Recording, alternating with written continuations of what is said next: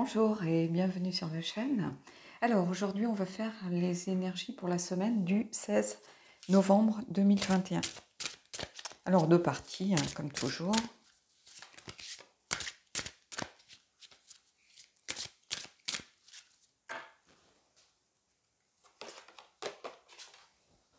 Alors la perception.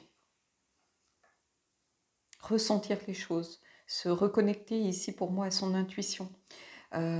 Prêter attention aux signes. On perçoit des choses, finalement c'est un peu du domaine de l'indicible, de l'invisible, mais on sait au fond de soi qu'il y a quelque chose en action, en mouvement, quelque chose qui essaye de nous délivrer un message. La perception, pour moi, c'est un petit peu tout ça. Ça englobe tous ces ressentis, toutes ces sensations sur lesquelles on n'arrive pas forcément à mettre un nom, à mettre des mots, mais qu'au fond de soi, on ressent malgré tout. Ça peut être par rapport à une personne, on le verra par rapport à la relation, ça peut être par rapport à une situation. Quelque chose nous dit méfiance, mais c'est réussir à aussi faire confiance à cette intuition que l'on a tous. Il suffit de la travailler, de la développer.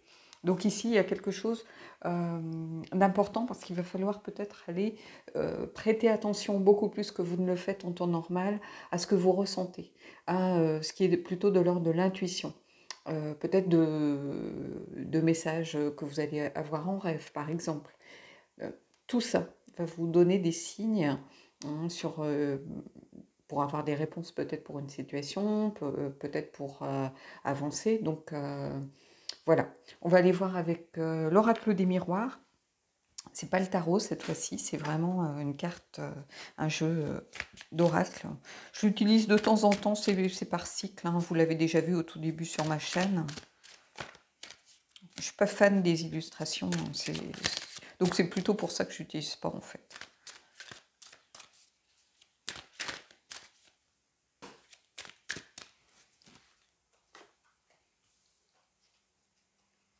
Bon, je vais prendre celle-là.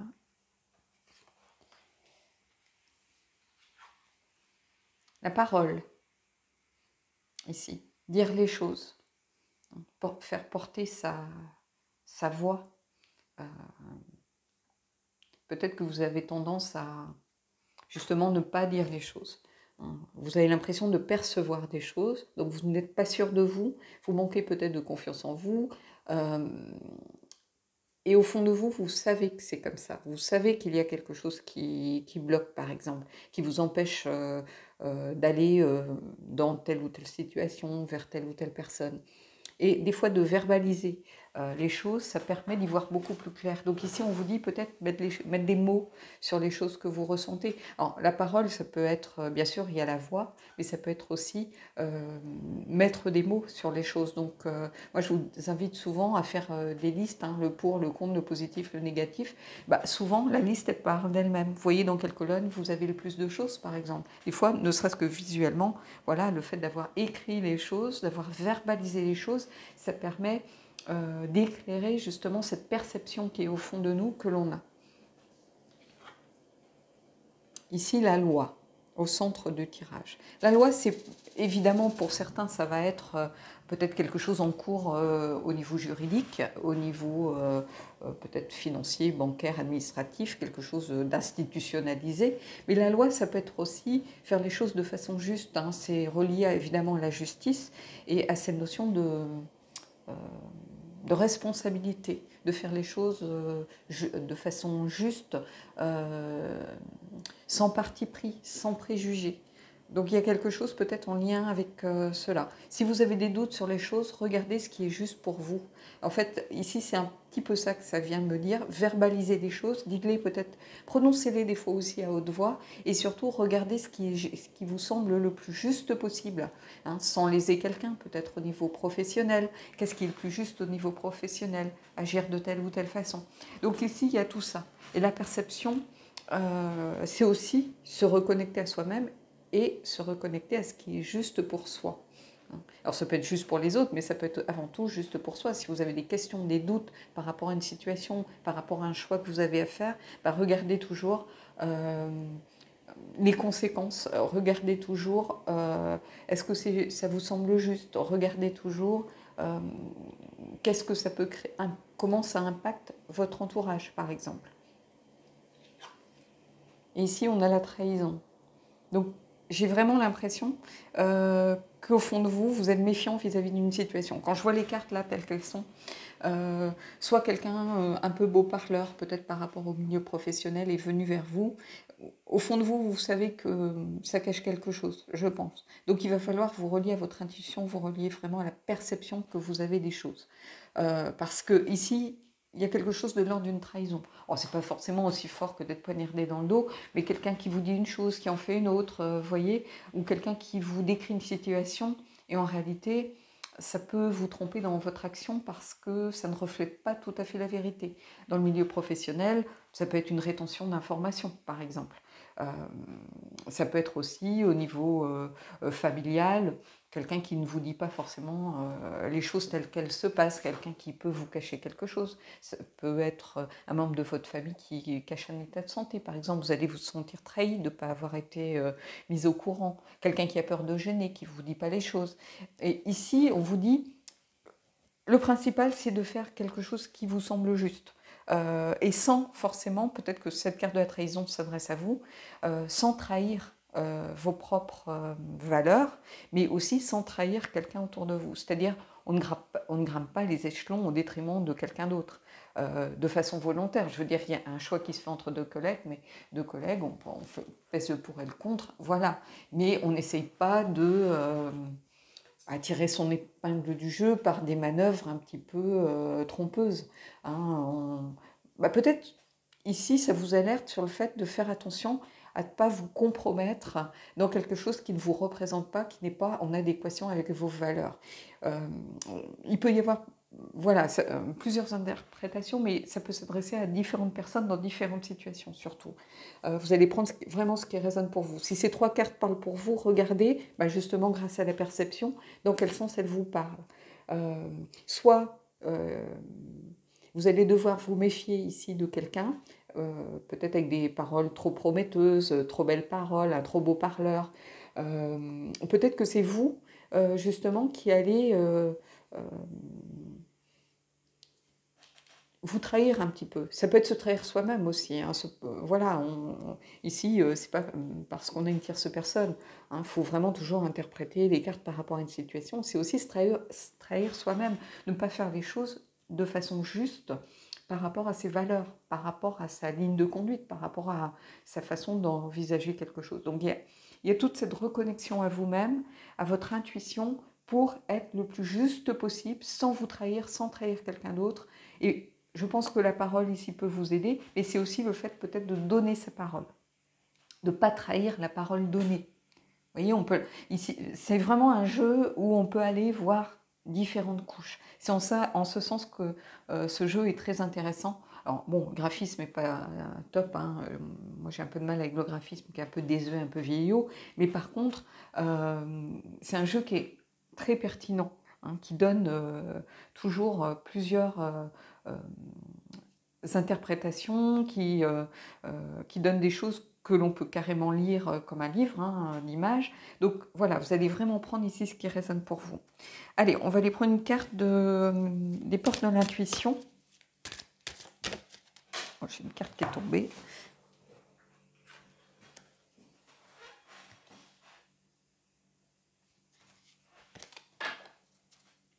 Elle est tombée, tournée vers moi, donc c'est plutôt pour moi.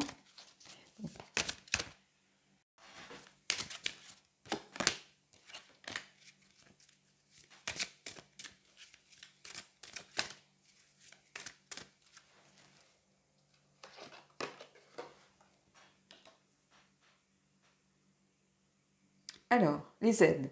Quoi que vous entrepreniez, des ailes invisibles vous soutiennent. Donc, c'est ce que... Vous voyez, regardez un petit peu, pareil, encore les couleurs ici, le bleu, le violet, cette espèce de couleur un peu taupe que l'on retrouve aussi ici. Ici, cette perception, les aides invisibles, ce sont tous les messages que vous recevez.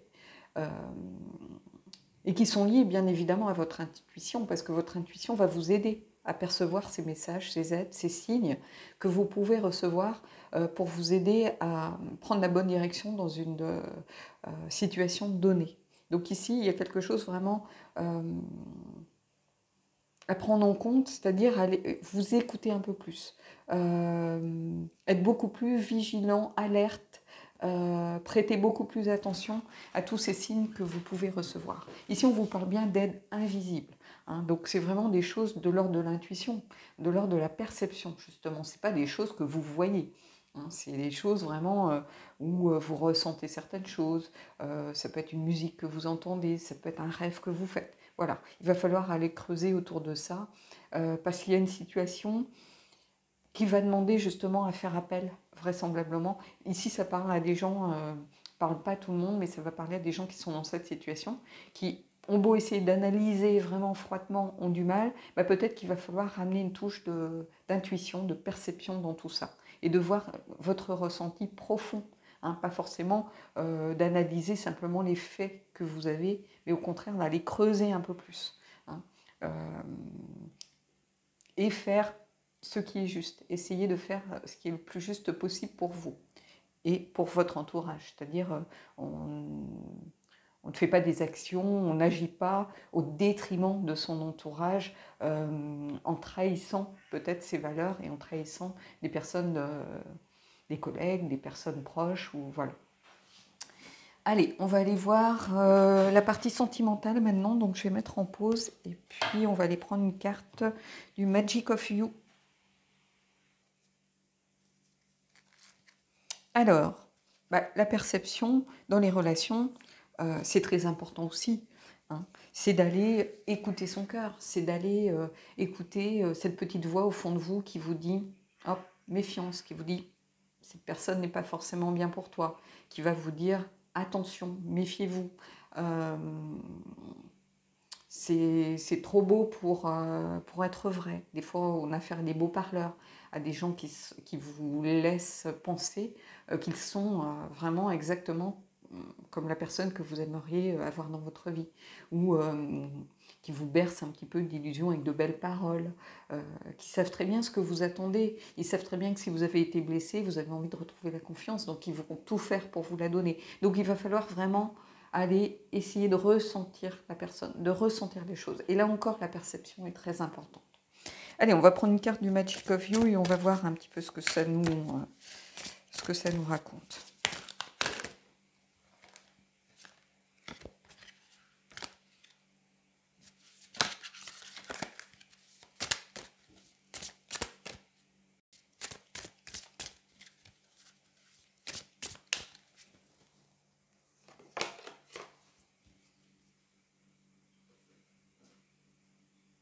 Alors, ne faites plus qu'un avec l'univers. Mérac, la carte numéro 16. Alors, cette carte, ne faire qu'un avec l'univers, c'est être à l'écoute de l'univers, en réalité. Donc ici, il y a cette perception, elle est encore présente pour moi. C'est-à-dire,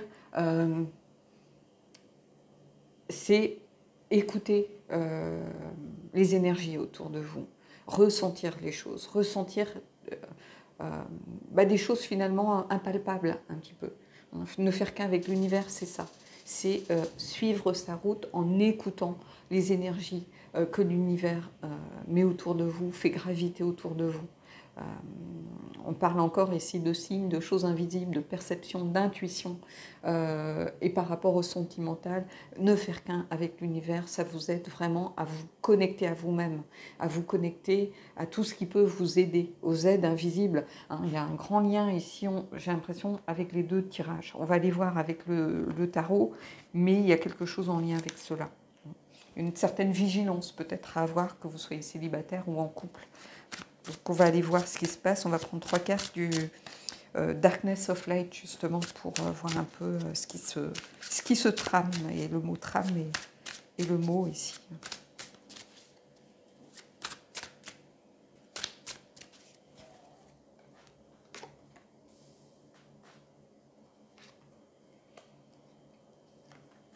Alors, je vais remonter tout ça. On va le mettre comme ça.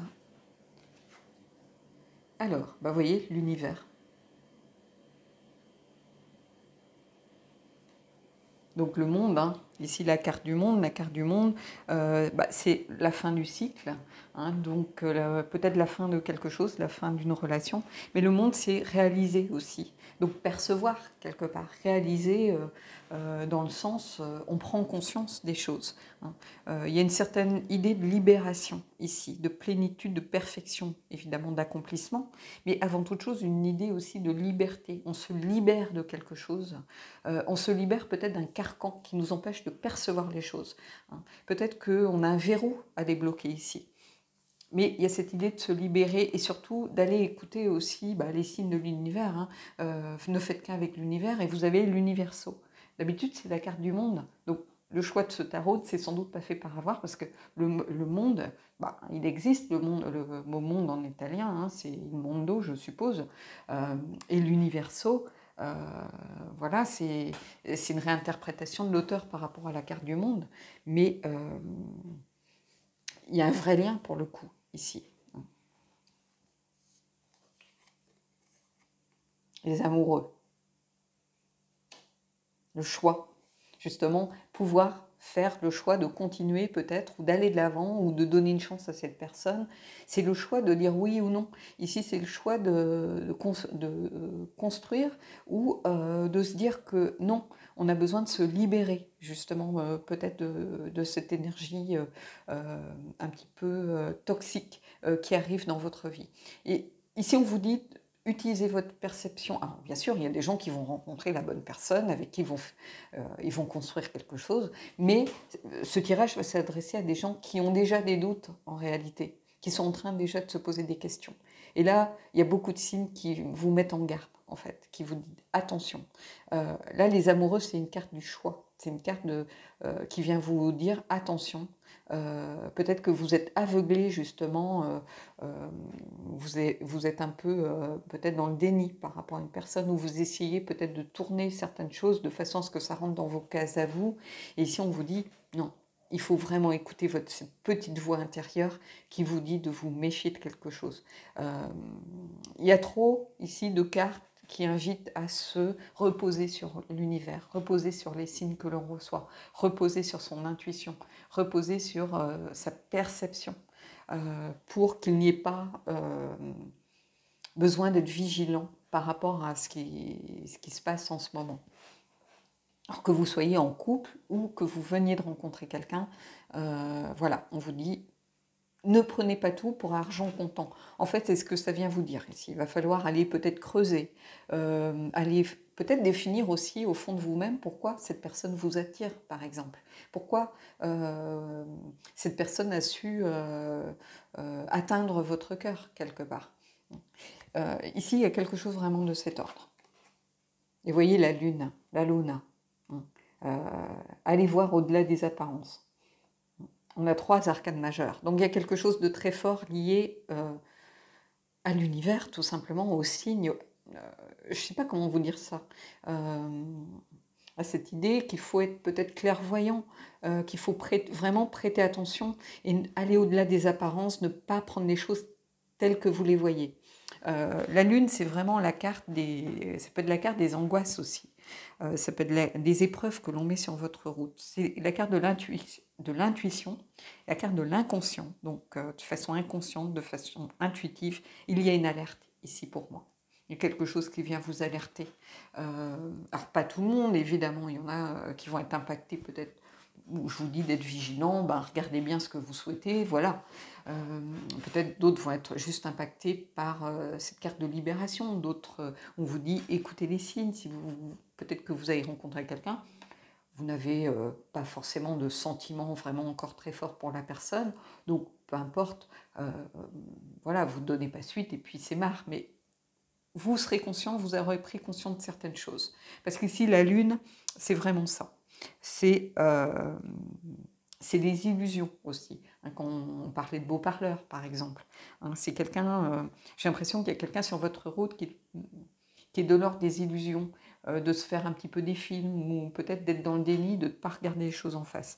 Ici, il y a quelque chose en lien avec ça, clairement, de toute façon, quand on voit toutes les cartes, ça ne peut pas être une relation de tout repos, où tout va bien, bien sûr pour certains, mais je pense qu'une grande partie des gens qui vont regarder ce tirage vont se sentir impactés d'une façon ou d'une autre par ce besoin d'être vigilant, du moins, de regarder les choses telles qu'elles sont. Après, tout dépend de quelles sont ses attentes. Voilà, le beau parleur, il peut être très intéressant pour passer un moment agréable, marrant, ça fait toujours du bien à son ego, quelqu'un qui vous dit que vous êtes formidable, et voilà. Mais il ne faut pas en avoir, faut pas avoir des attentes autres. Allez, on va aller prendre une carte de la lunologie et des anges et on terminera là-dessus.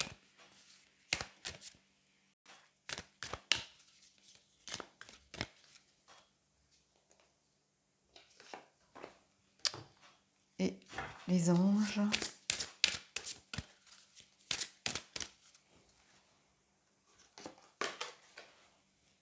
Vous voyez, tromperie.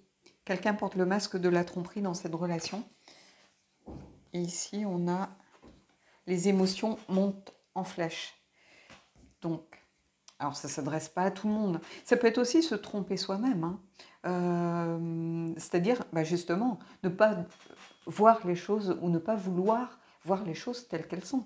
Hein. On avait cette carte tout à l'heure de la trahison, et là on a la tromperie au même endroit pratiquement. C'est-à-dire qu'il y a quelque chose avec le fait aussi peut-être d'être dans le déni, de ne pas vouloir voir les situations telles qu'elles sont, de ne pas vouloir faire appel à son intuition, à sa perception. Mais en tout cas, les émotions montent en flèche, bien évidemment, quand on commence à prendre conscience des choses, c'est un bouleversement. Hein. C'est en lien aussi peut-être avec cette libération ici de l'univers et de se reconnecter à l'univers. Évidemment que l'énergie, les émotions, tout ça se mêle et voilà, on va ressentir beaucoup de choses. Mais cette idée de la tromperie, ça peut être bien sûr l'autre, qui n'est pas franc du collier, voilà, qui a tendance peut-être à vous dire ce que vous avez envie d'entendre, ce genre de choses, mais ça peut être aussi la tromperie, vous qui refusez tout simplement de regarder les choses en face, et ça explique la lune dans ce cas. Voilà. Bon écoutez, j'espère que ce tirage aura pu vous faire avancer. Je pense qu'il s'adresse vraiment clairement à certains d'entre vous.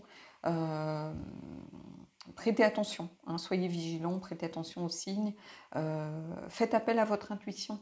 Hein, n'hésitez pas à vous écouter beaucoup plus que vous ne le faites. Hein. N'écoutez peut-être pas votre entourage ici proche, mais au contraire, écoutez votre ressenti, écoutez ce que vous ressentez de façon un peu invisible. Hein. On parlait des aides invisibles précédemment. Ici, c'est un tirage vraiment très particulier pour moi en réalité, parce qu'il fait vraiment appel...